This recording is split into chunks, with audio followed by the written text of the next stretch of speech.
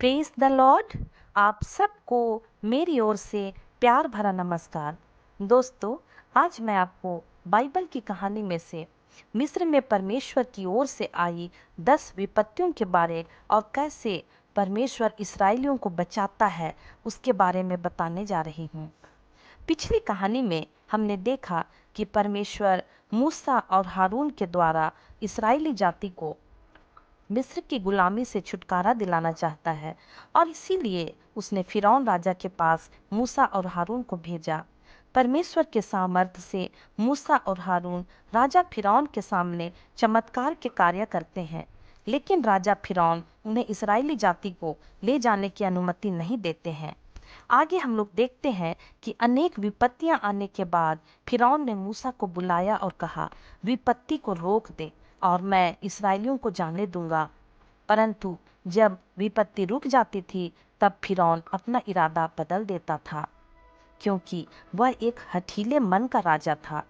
दोस्तों, यहाँ एक बात ध्यान देने की है।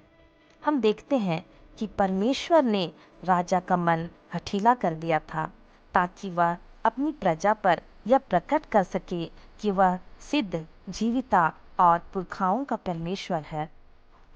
जब फिरौन ने मूसा की बात नहीं मानी, तब परमेश्वर ने 10 विपत्तियां मिस्र में भेजनी शुरू की। पहले परमेश्वर ने मिस्र के नील नदी के पानी को रक्त में बदल दिया। दूसरी विपत्ति में मेंढक पूरे मिस्र देश में भर गए। तीसरी विपत्ति में हारून ने परमेश्वर की आज्ञा अनुसार डंडा लेकर अपना हाथ फैलाया और जमीन की धूल पर मारा। इस पर मनुष्यों और पशुओं पर मच्छर टूट पड़े।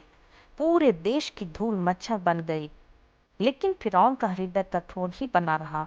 चौथी विपत्ति डांस थी।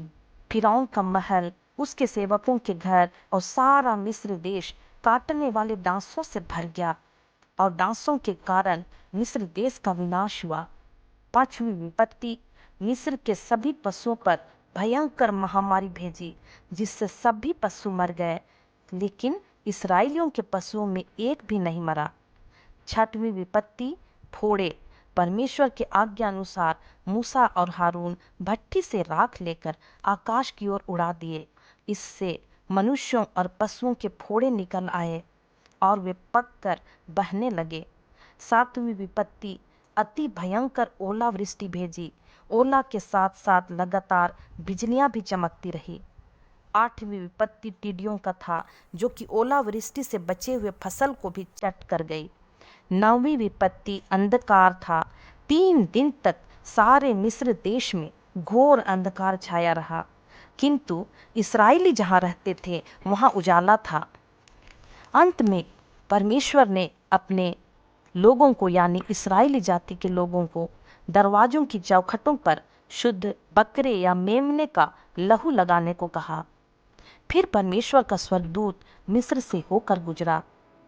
जिस जिस घर में परमेश्वर के स्वर्गदूत ने लहू को देखा, उसने उस घर में किसी को नहीं मारा, परंतु उन सब घरों में जहां दरवाजों की चौखटों पर लहू नजर नहीं आया, परमेश्वर के स्वर्गदूत ने आदमियों और पशुओं दोनों के पहलौठों को मार डाला।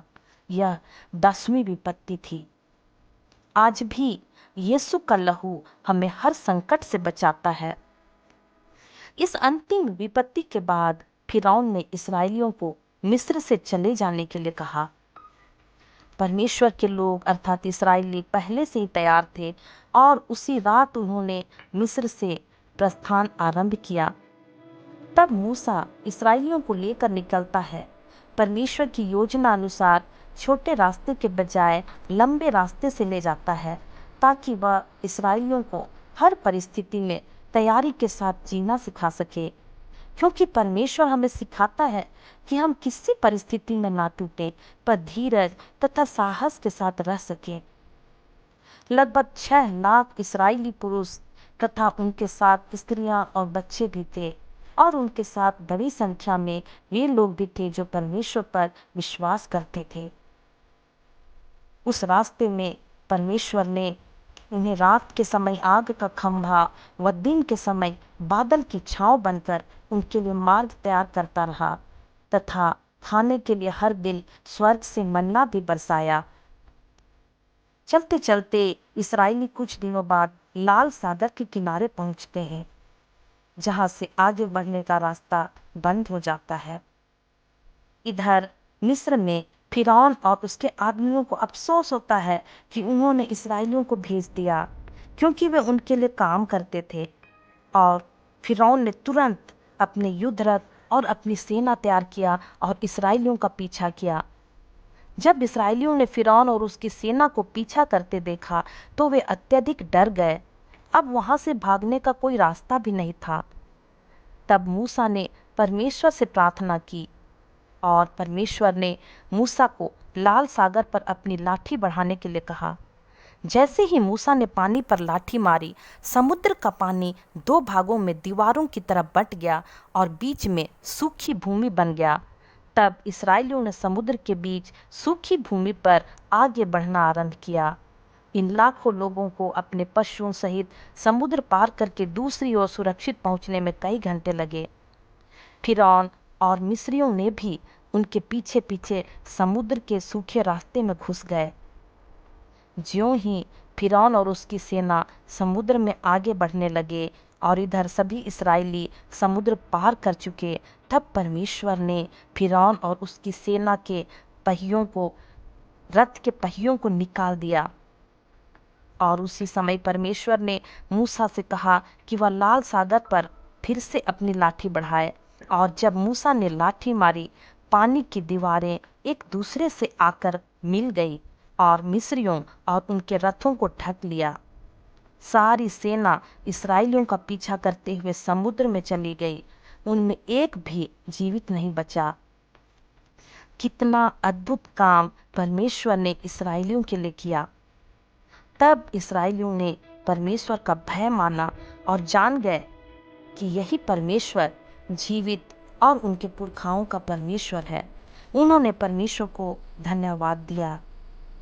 दोस्तों, परमेश्वर हमें हर संकटों से छुड़ाता है, जैसा उसने इसराइलियों को बचाया।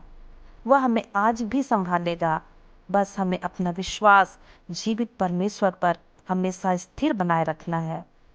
वह आपको भी अपनी महिमा के लिए इस्तेमाल कर सकता है। वह कभी भी आपको अकेला नहीं छोड़ेगा। आशा करती हूँ आपको ये छोटी कहानी पसंद आई होगी। परमेश्वर आप सबों को बहुतायत से आशीष दे। आमीन। Praise the Lord.